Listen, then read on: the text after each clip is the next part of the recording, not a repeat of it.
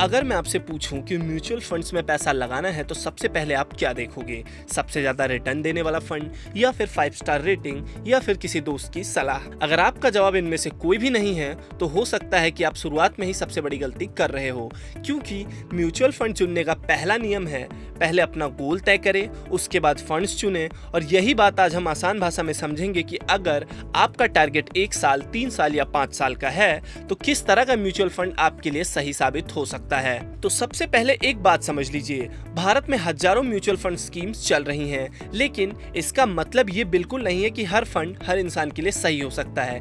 एक ही फंड किसी के लिए शानदार साबित हो सकता है तो किसी दूसरे के लिए वही नुकसान का कारण भी बन सकता है। कारण सिर्फ एक है, टाइम।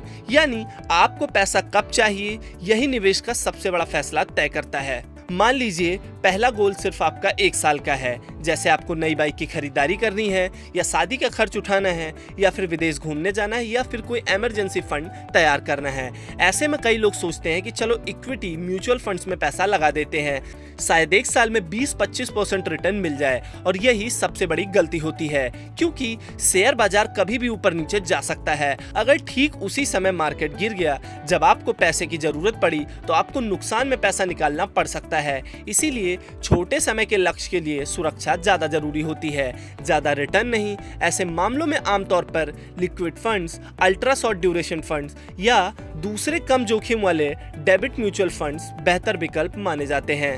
अब बात करते हैं 3 साल के गोल्स की। तो मान लीजिए आपको कार खरीदनी है, घर की डाउन पेमेंट करनी है, या फिर होम रिनोवेशन करवाना है, या बच्चों की पढ़ाई का खर्चा बढ़ चुका है। तो ऐसी स्थिति में चीजें थोड़ी बदल सकती हैं जब आपके पास थोड़ा समय है। इसीलिए पूरा पैसा सुरक्षित रखने की जरूरत नहीं है और पूरा पैसा इक्विटी में भी डालना समझदारी नहीं होगी। यानी यहाँ बैलेंस बनाना बेहद जरूरी है। ऐसे समय में एक्सपर्ट अक्सर हाइब्रिड म्यूचुअल फंड्स या बैलेंस एडवांस फंड्स की तरफ देखने की सलाह देते हैं। इन फंड्स में इक्विटी भी होती है और डेबिट भी। इसका फायदा ये होता है कि अगर मार्केट अच्छा चलता है तो ग्रोथ का फायदा मिलता है, और अगर मार्केट गिरता है तो पूरा पोर्टफोलियो बुरी तरीके से प्रभावित नहीं होता है। अब सबसे अहम सवाल, अगर गोल 5 साल या उससे ज्यादा का हो तो यहाँ पर पूरा खेल बदल जाता है, क्योंकि लंबे समय में मार्केट में उतार चढ़ाव आते जाते जरूर हैं, लेकिन हिस्ट्री बताती है कि लंबे समय तक निवेश करने वालों को इक्विटी ने बेहतर वेल्थ क्रिएशन का मौका दिया है। अगर आपका लक्ष्य बच्चों की हायर एजुकेशन है, या आपका अपना खुद का घर है, या रिटायरमेंट, या फिर लॉन्ग टर्म वेल्थ क्रिएशन है, तो इक्विटी म्यूचुअल फंड्स को नजरअंदाज करना शायद सही फैसला नहीं होगा। ऐसे समय में flexi cap fund, large cap fund या फिर डाइवर्सिफाइड इक्विटी फंड्स जैसे विकल्पों पर विचार किया जा सकता है, लेकिन चुनाव हमेशा अपने जोखिम उठाने की क्षमता के हिसाब से ही होना चाहिए, क्योंकि सिर्फ समय ही काफी नहीं है। एक और चीज है जो इसमें बहुत मायने रखती है, वो है रिस्क एपेटाइटल। यानी अगर मार्केट 15% गिर जाए तो क्या आप घबरा जाएंगे या फिर आराम से निवेश जारी रखेंगे? यही तय करता है कि आपके लिए कौन सा म्यूचुअल फंड सही रहेगा। हर व्यक्ति का रिस्क पोर्टफोलियो अलग अलग होता है, इसीलिए किसी दोस्त, रिश्तेदार या सोशल मीडिया इन्फ्लुएंसर की कॉपी करना कभी भी सही तरीका नहीं होता है। म्यूचुअल फंड चुनते समय सिर्फ रिटर्न मत देखिए। बहुत लोग सिर्फ यही पूछते हैं कि कौन सा फंड सबसे ज्यादा रिटर्न दे रहा है, लेकिन समझदार निवेशक कुछ और चीजों को भी देखते हैं, जैसे कि फंड का पिछला परफॉर्मेंस लगातार कैसा रहा है, मार्केट गिरने पर इसमें कितना नुकसान झेला जा सकता है, फंड मैनेजर या ट्रैक रिकॉर्ड कैसा है, एक्सपेंस रेशियो कितना है, फंड किस कैटेगरी में आता है, और क्या ये आपके गोल से मैच करता है या नहीं। यानी सिर्फ पिछले साल का रिटर्न देख के फैसला लेना सही नहीं है।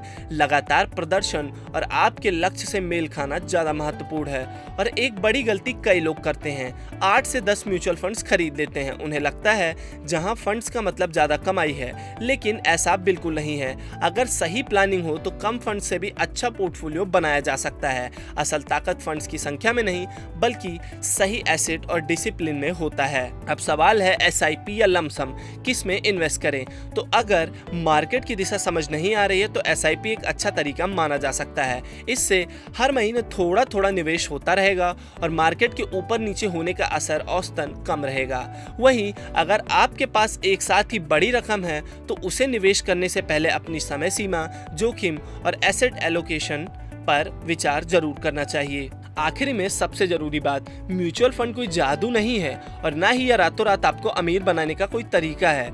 ये एक ऐसा तरीका है जो सही गोल, सही टाइम और सही रिस्क कैपिटल और धैर्य के साथ मिलकर लंबे समय में अच्छा परिणाम दे सकता है। इसीलिए अगली बार जब कोई पूछे कौन सा म्यूचुअल फंड सबसे अच्छा है, तो जवाब सिर्फ एक होना चाहिए, सबसे अच्छा म्यूचुअल फंड वो है जो आपके फाइनेंशियल गोल्स के हिसाब से सही हो और आपको अच्छा रिटर्न बना कर दे, ताकि आपकी आगे आने वाली लाइफ आसान बन सके।